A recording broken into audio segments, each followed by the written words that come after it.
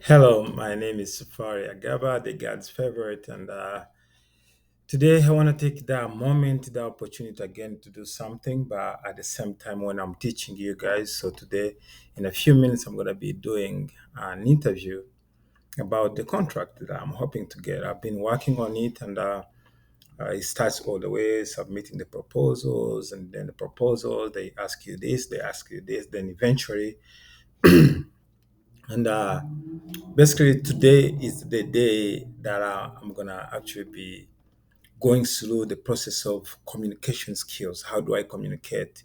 What questions do they ask? All those pieces, you have to bring them together. And I hope, guys, you learn a lot from this. So I'm going to be talking about me, which is tell us about yourself. I'm sure they're going to ask me that question. And after that question, of course, they're going to ask me, tell us about your education background, your skill sets, your A, B, C, D, all those. And trust me, sometimes can be very, very, very intense. So today, let's see what happens. So, but I've done this so many times, and I got good skills that I can actually tell if this is going to be a good interview or a bad one. And do you know how? Because I can tell from the tone, from the person asking questions, how are they interested, what are they asking me. I can easily tell if this person is being a racist or not. I can easily tell if this guy is looking for the same guy of the same color in his team. That's how deep you have to analyze information. And sometimes you can tell the desperation too. You can tell if they desperately need you as a black guy. Funny. Sometimes they desperately need you because by the human rights standards and racism, uh, they always enforce diverseness in companies, which means they have to have different races. So the government doesn't. I think the Geneva Convention doesn't allow an office just being occupied by just one race, one car, or whatever. So you have to be willing to tell all those pieces because those pieces they come in so handy, and they are so handy in a way that once you put those pieces together, you can know which button to push. For instance, if they ask the question, how do you do this? In most cases, I don't just answer the question. I actually come up in a way that is a little deeper to show them that I know what I'm talking about. And that can be a good way to show them how technically savvy you are. Because that's another aspect that comes in when you're talking about, like in technology, when you go deeper, I mean, in a sense, like, let's say I'm talking about VCP. If I'm talking about VCP, most of you guys will not understand what's a VCP. But for somebody who is trying to interview me in that particular job role, would say, oh, the fact that this guy understands this, then he is this. And it's quite very important. Those are the pieces that you put together and you come up with a good answer that will guide you and show you how you're supposed to do things. So I find that one to be very, very important. Then at the same time, we have conclusion. Make sure I've had one-on-one with most of you guys, and when you ask them questions like something easy.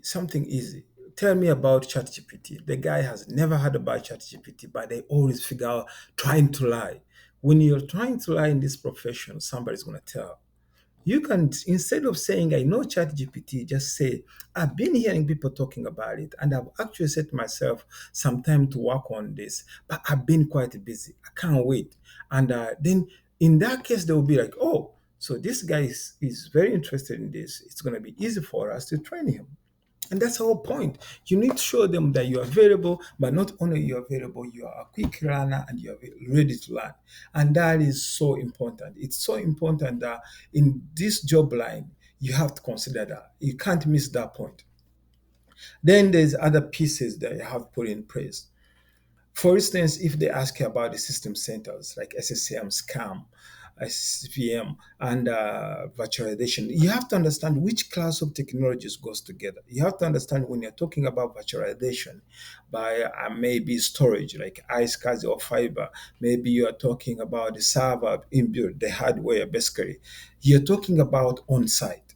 You have to understand if this company is still on site or in the cloud, because when people in when the company is already in the cloud, They don't refer to specifics when it comes to hardware because they understand there is no hardware part. It's all illogical, logical components that we put together and make something out of it. So, another important thing. Now the interview is set at 1 p.m. Eastern Time. Right now it's 12:50. I'm already in. I'm in 15 minutes ago. So basically, I want to make sure I'm not in an interview at 1, but I'm in 15 minutes before the interview. As you can see, I'm dressed up. I'm dressed up like this because I want to look professional. It's not a coat, it's not a suit, but you can certainly tell that this guy is dressed up, is professional, is looking good. I had to shave myself. Make sure you look good in the camera and make sure you don't give somebody a reason not to hire you. Maybe somebody wants to hire you so badly. Maybe they see you have the potential. Maybe there's something. Just don't give the reason somebody not to hire you. And this is a common thing. You talk, but you don't control your narration of the story or the technical line, then you end up confusing everybody. And now you actually win out the sense, the benefit of doubt of thinking that, oh, maybe this guy is going to be willing to listen and learn. So if you keep that doubt out of the equation, it becomes much harder because nobody wants to deal with somebody who's not willing to learn. So another important thing, I have my resume here, I have my email here, I have the company. I will show you. I have the company that I'm going to be interviewing with today. I have read through the company. I understand the company goals. I know they are the leading in home care, and that they have this much capacity, access, influence in North America.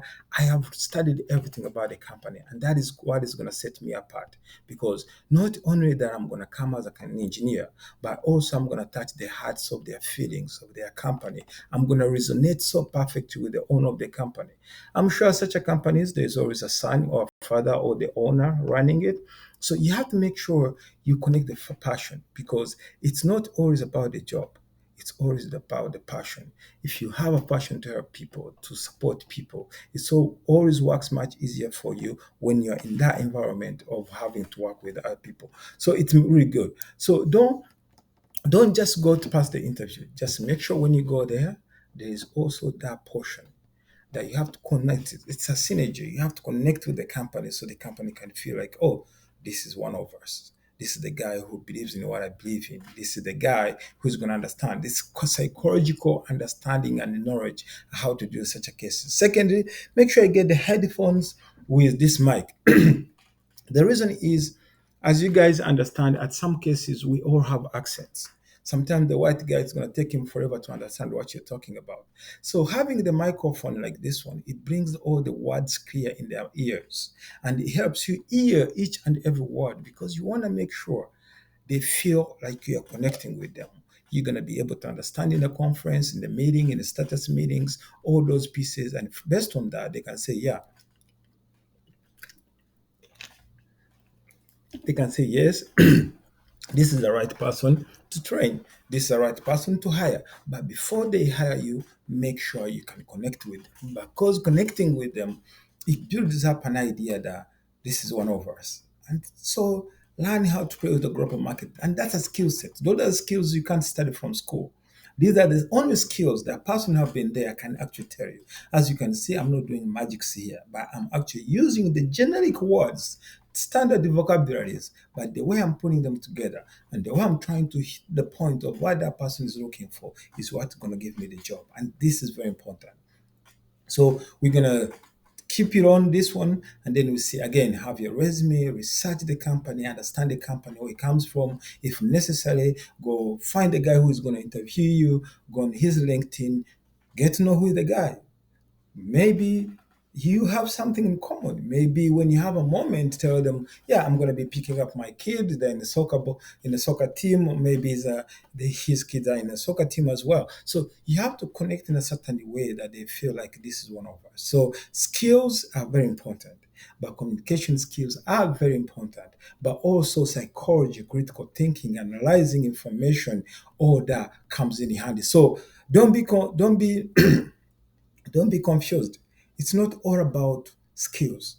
It's about skills, but also it's about the psychology that bring the cohesion, the connection of each and every part together. And that part is a piece of the puzzle. And that's what we're going to be doing. No magics, regular things. And again, introduction. Again, you have to understand in the global market. Right now, we have 315 students. 315 students, I'm sure before the end of next year, we're going to be having 1,000, maybe more than 1,000. But remember the difference between us and other schools. For us, it's free. It's a free academy. You don't have to pay for it because the whole idea is the more people can bring in a global market, the more we can actually enlarge the market and the more we're going to benefit out of the market. And if you can actually build people to consume the market, then you're actually creating a business out of it. Imagine right now we're going to be in training and graduating at least 100 students every year. And by 2030, we hope to have 6,000 students, and in those 600 students, you can understand the minimum paying job on global market, like customer service, IT support, product recall. The minimum in Canada, the minimum payment, and USA is like $15. So we basically get like 20, $15, maybe an hour, and you're working 40 hours a week and working. You have a contract for a year, 6 months, 3 months, 1 year. And imagine if these 6,600 people, they can all contribute 10% to Safety Canada Academy. And that money coming in, you understand where I'm going. Then imagine the same number of people who actually go back and contribute to Safety Canada Academy. Now they have the technical skills, they have global market skill sets, they have all those skill sets. Now they come back and teach other people. We have the finances, but we also have the human resource, and that's a big thing in a global market. The global market is not lacking only of the growth, is not lacking only the skill sets of the global market, but also it's lacking the human resource because the human resource people are looking for jobs. There's 10 people in 10 people looking for the job. But guess what? There's more than 20 jobs for one person, but there's not even a single job that have been covered. Why? The lack of the skill sets. On this training at Safety Canada Academy, we have three classes. We have entry level, we have intermediate, and we have experienced. Intermediate is a compulsory. You have to take this class. Could take 2 to 6 months. It's free, completely free. If you want one-on-one, me directly teaching you, you go on our website, then you can sign up and pay. It's just $460. But if you want to start along with the class and I pop up in the class whenever I can and share the content, then it's free. Go in there, learn for free. I ask me a question, I'll answer you the question, I'll help you, I'll guide you. I want you to succeed. It's free. Then after to graduate, I'll make sure you get a contract. We have to work together and you get a contract because that's the only way I will know that you can actually do the job. So I'm going to guide you. I give the tools, the permit, the certification, the license, the insurance. I'll show you. I'm not going to give you anything. I'm going to show you how to get everything. Then once you have everything, you get a contract. And once you start getting the contract, then you can agree on terms of payment, how you can pay back Safety Canada Academy so we can train more people and more people. And by hopefully 2030, there will be more students and more funds available, hopefully, and we can bring so many people. I'm talking about new existing immigrants in North America who just came from Africa, from Europe, and they come in Europe and North America, and they don't have the skill sets. We can help you references, we can help you job experience, all those things that come here and they come with a challenge. They're asking for the experience. You've never worked anywhere. That's what we do. We help you to figure out how to get those things and jump into the global market and start working. And it's free and you pay after. We are so many, we're 300 right now, and we are growing every day. We have Nigerians, South Africans, Kenyans, Ugandans, everywhere, Canadian, American, European, everywhere out there. And we're not going to stop until we get there. We are looking for support. If you're there, you want to volunteer, you want to train, you want to help, you're welcome to do that. I had to leave my job and focus on this because I want to make an impactful change in the community, global community. Back home, I want people to be back home and work from home, make money from home so they can come in North America and Europe for vacation. Why do we come here, the immigrants? Whereas for other people, when they go in Africa, they go as expatriates or tourists. Let's come as a tourist as well. And you don't have to fly over looking for the job. You can stay home and work from home. And this is a true story because 15 years I've been doing this. Software Canada Academy, go online, visit it. And Software Canada is the company that I started after 15 years in North America, and I've been in the global market. So I know what I'm talking about. I've been doing this for 15 years. My Software Canada Academy, my Software Canada, which is my company that I opened after graduating from Ryerson University with a Master's of Information Technology. Then I started Software Canada